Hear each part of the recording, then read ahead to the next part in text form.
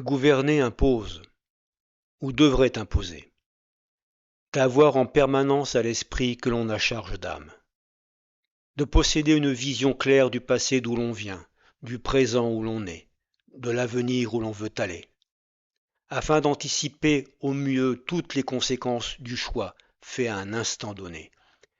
d'avoir cette pleine conscience de n'écrire que quelques lignes supplémentaires d'une histoire civilisationnelle qui commença des siècles, voire des millénaires plus tôt,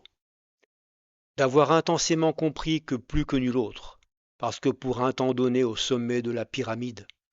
le chef d'État, dans l'exercice de sa fonction et non bien évidemment à titre privé, n'existe pas en tant qu'individu, n'a aucun droit en tant qu'égaux,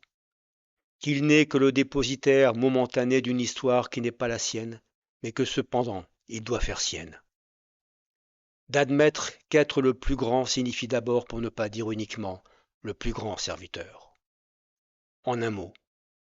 gouverner c'est donc aussi, pour celui qui gouverne,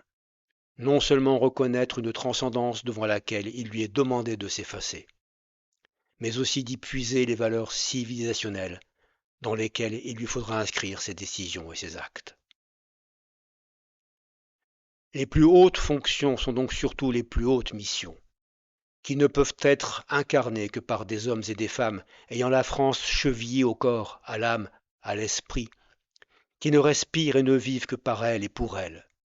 nourris de ses grandeurs et de son histoire qu'ils s'efforceront par tout ce qui est en leur pouvoir de prolonger. Être chef d'État ou Premier ministre, ce n'est pas un job que l'on exerce quelques années, après avoir été responsable dans une banque,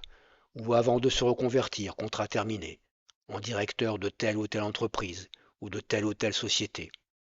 réduisant ainsi la fonction à quelques lignes sur un curriculum vitae.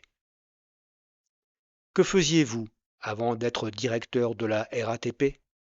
Premier ministre. J'ai fait ça en attendant que le poste se libère. Il est donc à craindre que depuis 1969, la dynastie des grands se soit éteinte. On comprendra aussi pourquoi, dès l'introduction de ce livre, il me fallut évoquer les félons. Ceux qui servent la France ont été écartés par ceux qui se servent d'elle, voire qui se servent tout court.